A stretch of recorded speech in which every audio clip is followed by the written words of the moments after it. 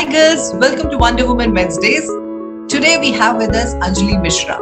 Anjali is an associate partner of financial services for India and South Asia in one of the biggest consulting and technology companies, IBM. She was in banking for 14 years before getting into consulting and technology. I am very pleased to have her and reconnect with her after years. Welcome, Anjali. Thank you so much, ma'am. The pleasure is all mine. You know, in our banking days, how much we have looked up to you, and it's so nice to reconnect You are with you and the whole WiP team. Thank you so much. You are kind, and I see all these lovely things that you're doing. So I thought I must catch you and get the perspective from you from the other side. So let me start from the beginning. Okay. I mean, I love to know from people about their journey from childhood to where they are now. So my first question is going to be, tell me about your life journey. So I think talking about my life, it really takes me back into the 40 years I spent so long. But yeah, glad to be born to very entrepreneurial and forward-looking parents, who in their time, had the courage to start their own venture, or how my dad had the courage to fight brain tumor and come out triumph. Born as the firstborn of the three siblings. So all of these combined, when I look back and now connect the dots, make me realize that the risk-taking, the forward-looking, the responsible, the learning types kind of a DNA just got seeded in, and how it is working now. I started my career with banking. I was glad to be part of India's top banks. I started with ICICI and spent a major time with HDFC Bank. In between, the bug of learning caught me where, I went to INSEAD. And then tell me about that, because that was really kind of a really inspiring decision that you took, actually. Because when I read about it, and I said, a lot of people are very hesitant to take this jump. And I'm very glad that you did it. And it has just changed the course of your career. So tell me about what prompted you to go to INSEAD. And, after a successful stint as a banker, wanting to do this, take some time off and put your time and resources into it. What skills do you kind of now attribute to where you are from that degree that you did? And, tell me the initial challenges of moving industries from banking to technology and consulting. All. I know there are too many questions, but do tell me about all that. Let me pick one each. The decision. Definitely, it wasn't easy because, you have at that stage, I was already a mom. I was already, within corporate experience of about 10, 12 years doing well. So there were work commitments, there were family commitments. But there was something which was always, in the mind that, there's a routine that's happening. I'm year on year, we are doing the job that we are doing, we are growing, but are we really learning, or are we really exposing ourselves to anything different? The other thing was also that me and my husband both are bankers. So even the network was the same, the conversations were the same, and they were great most of the times. But somewhere I was looking for, what more, what beyond, what can I learn?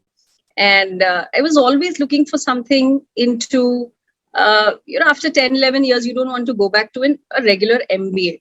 Now, if you talk about 2010, 11, the kind of scenario of education wasn't as hybrid as it is today. Either you had the regular go to the campus kind of things, or you had the extreme of the spectrum, which was an AMP, GMP, where, you usually go corporate sponsored, go for 3 months and come back. There was nothing in between.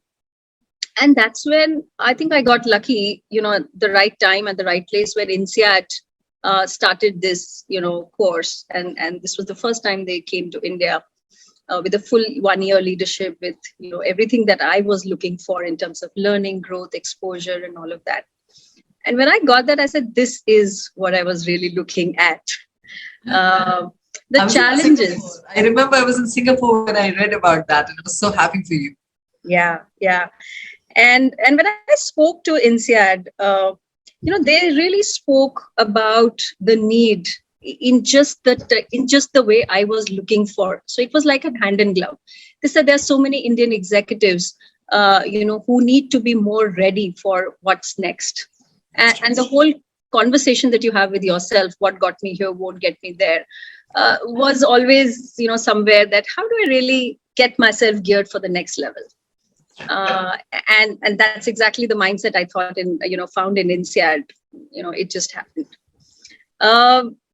What I attribute, the qualities that I attribute are many. I think the first one is take the leap of faith, even if the decision is not very popular. But if you're convinced about it, go get it. Now, after that, my ability to take decisions, even if they are uncommon, even if everybody around me seems to be not convinced, doesn't matter to me at all. Because if in my mind I have ticked the boxes that I was looking for, it makes complete sense. The other thing definitely was the power of network, how you just explore the whole world around, not just traveling different countries, but different industries, different people, different mindsets, different cultures, and how that also enhances your ability to deal with people, be it your team members, be it customers.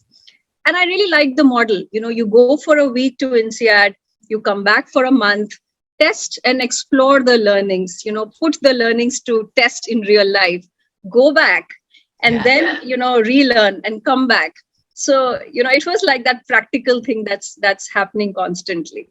That's terrific. Actually, most of the MBAs overseas, that's why they prefer people with experience and not like us, that just up to me, because you understand the application, life, application of it only when you're there at work. So I think this is a perfect model and it worked out so beautifully for you. And so you then chose to step out of banking and then get into the other realm of financial services, consulting and technology. I think I will give the credit once again to INSEAD. After going there, I said, really, I'm much more bored than I thought I was. I really want to explore more. So, you like something and you figure out that there's so much more to explore.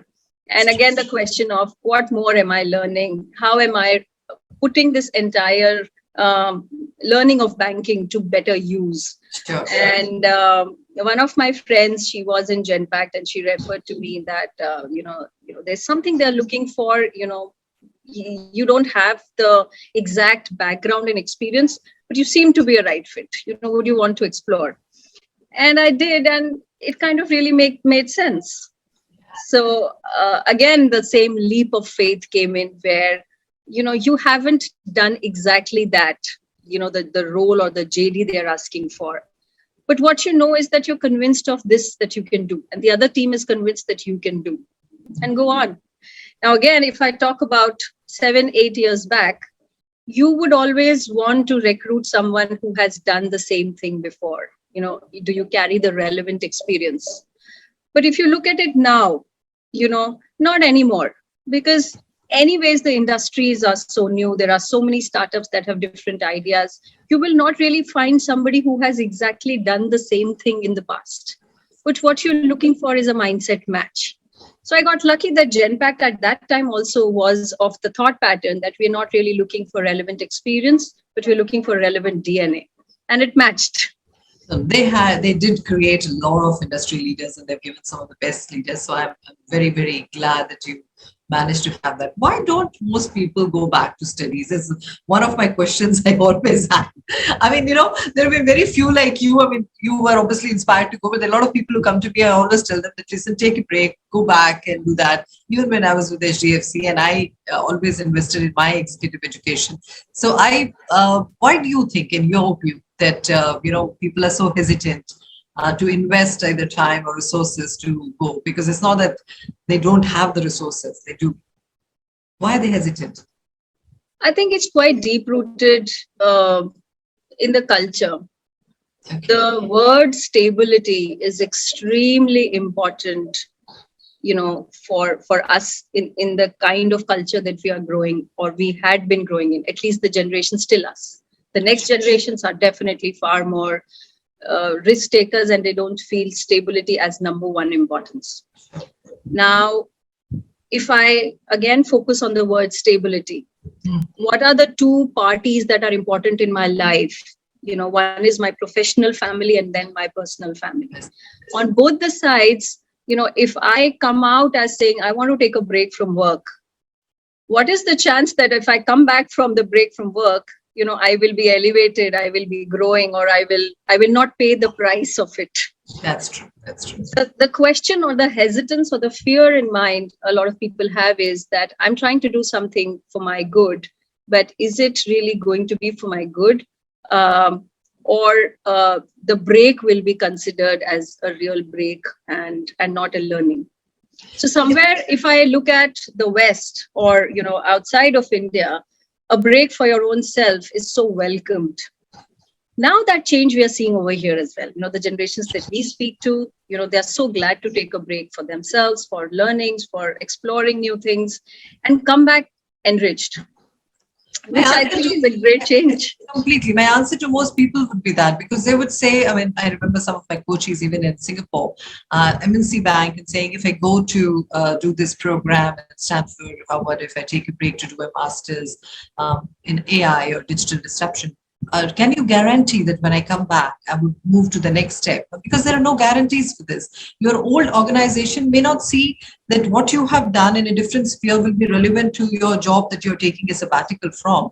And any other job may not be immediately. So I would always say that if you're doing it for actually investing in your own knowledge and the long run improving, it always helps. But if you're doing it that you come back and quick pro quo, the organization will say, hey, here's your raise and promotion waiting for you. It won't happen. So this is obviously the thing, and I look back my own life that wherever I have invested in myself, it has actually paid dividends many years later, but it has. So I think that comes to it. But I'm so glad that you brought that perspective in and your insight as well, Anjali. And I know that with the kind of role model that you have become for younger women in IBM, and considering you have been the champion of diversity and inclusion in your own organization for South Asia and India, how do you look at women who are now joining the workforce? I mean, you think the options that they have and the kind of policies they have, they are better placed, and what kind of mentorship would they be looking at for now? Some things have really changed for good. Looking back at the generations that we were at, again, I'm still saying that I'm proud and I'm lucky that I was in a family which was growth oriented. But at that time also, I saw a lot of colleagues who were in the regular phase where you complete your graduation, you get married and so on.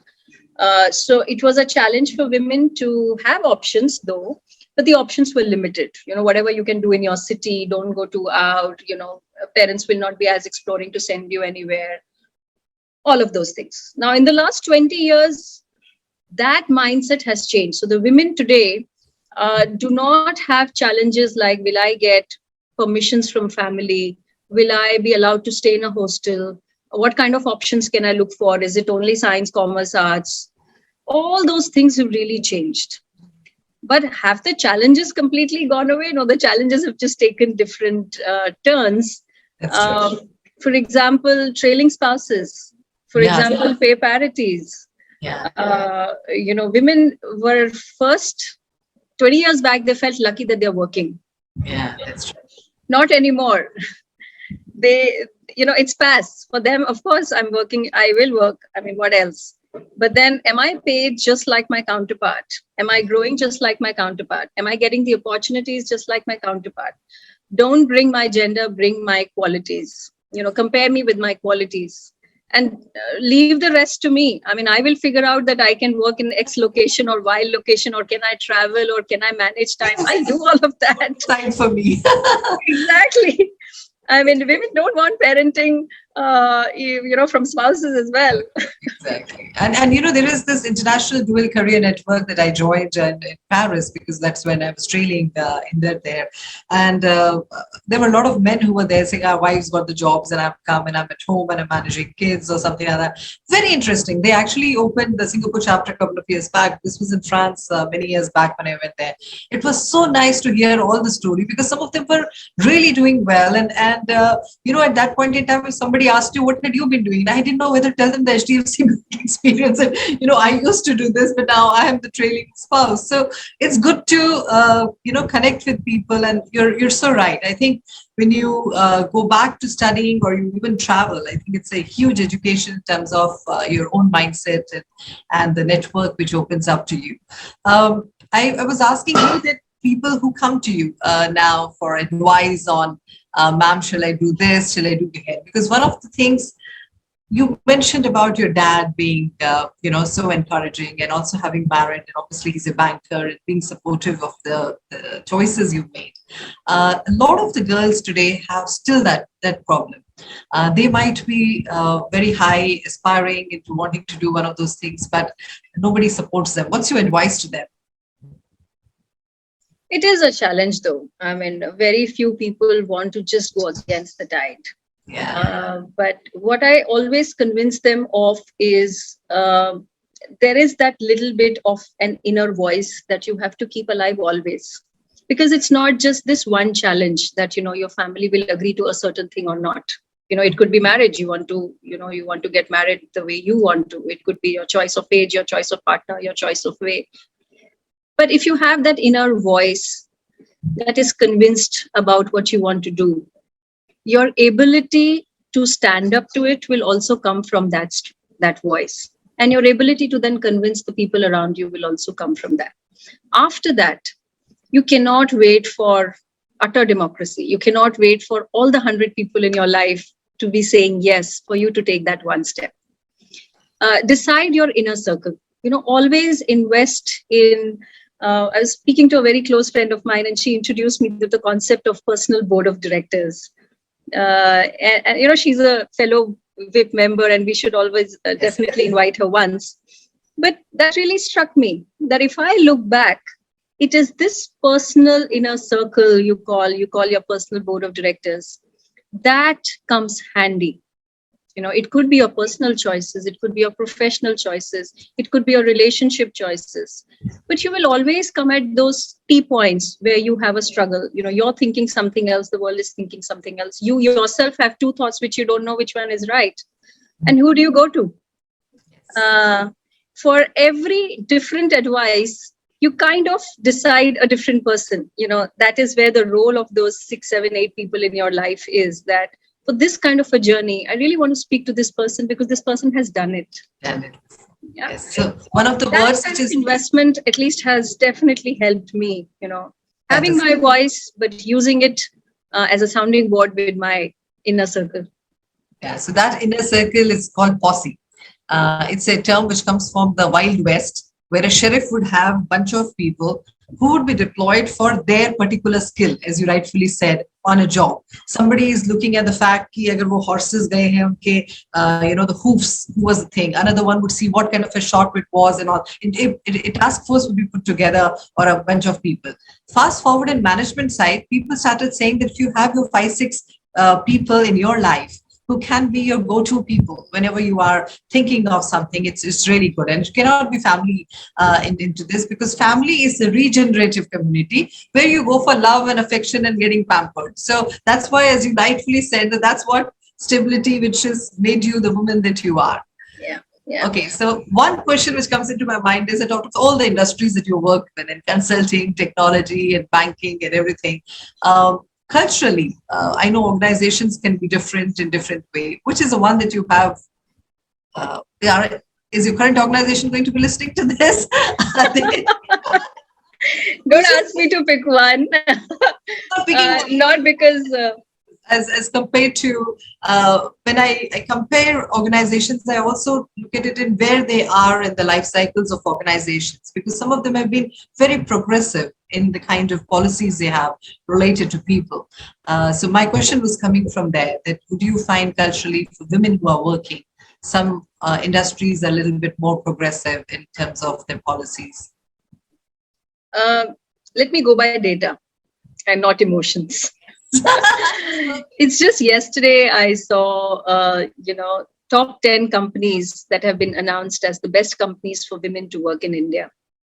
And if you look at the list, you would find most of these technology and consulting organizations. And I'm so glad that both my current and my previous organizations are featured in that. Yes. So while I have thoroughly enjoyed, I call myself the blood is a banker. I flirt with technology. Very safe. Change. But if I have to really talk about the organizations that have matured over a period in terms of their policies and their cultures, some of the technology firms have really taken a leap. maybe because of the kind of work as well, it can allow those flexibilities. It can allow a lot of learning time. It needs a lot of learning time because technology is something that you need to keep yourself abreast of. But it has worked well for both sides, worked well for the organizations and worked well for women. I said this in a panel recently, and the IT guys totally disagreed with me. And they kept telling me, no, we look at banking. And I think they kept on referring to the remuneration actually. So I was saying, no, I'm talking about policy. And saying, I don't know why you are so attracted by IT. I said, because it used to be inspiring to me as a head of people, that I used to think that why don't we look at some of them? And they used to have these cafes and working from home and all in those days. And I'm really talking 15, 20 years back. And we were nowhere close to that in that point in time. Yeah. So I'm glad that you agree with that. So that brings me to the final question is, what is your success mantra, actually? Let me define success. I think I share the zodiac sign with you, which is balance. We try to. So success for me actually is balance. So my spiritual, social, personal, and professional, if I'm able to balance these four sides like a tabletop, I consider myself successful. Beautiful. Now, the mantra to achieve that, again, I think I'm a seeker and a risk taker. So a combination of being a lifelong learner with the right amount of, you call it risk taking, you call it keeping your inner voice on, but there's something that you have to have, which helps you take the leap of faith. These two put together, you'll always be a rolling stone. If you're a rolling stone, it's always successful. Lovely. Thank you so much. Any final advice to the WiP women before you go? Want to meet you all in Goa one day. So yes, that is what we have to plan. Now that you've told us, and we do have, some of the people in Goa already telling us, please come. And Grace was wonderful when I met her, and then she said, plan something. So we should do that and annual something, like all girls. But the other thing I would want to really add on is, you have no idea, Mandeep ma'am. There are so many of us who still were lucky to interact with you during HDFC Bank days, but there were so many who would just look at you and get inspired. And I'm so happy about this initiative of WiP that you have started and we are part of. Because we just don't know who's listening to us and what is that one chord that strikes and just changes somebody or just inspires somebody. Yes. So the impact that is getting created in not just the members right now, but the people who are listening as well, is huge. So I think this is one effort we all should continue to do. And carry on. I think a lot of younger women and who want to make the switch, go and study, come back, or do the things. The idea has been to get women from all genres and to talk about whether it is fine art, photography, or a yoga and fitness enthusiasts, or it could be any topic. And I see some of them becoming really budding entrepreneurs. It is so nice that people are moving and creating some value of their own kind, and we can share the stories so other women can follow and do that. And you are one such role model too, Anjali Mishra. And it's lovely to see that. I wish you all the best and your family the very best. And anyway, in WiP Wheel Stay connected. Okay? Thank you. Thank you for sparing the time. Bye-bye. Bye.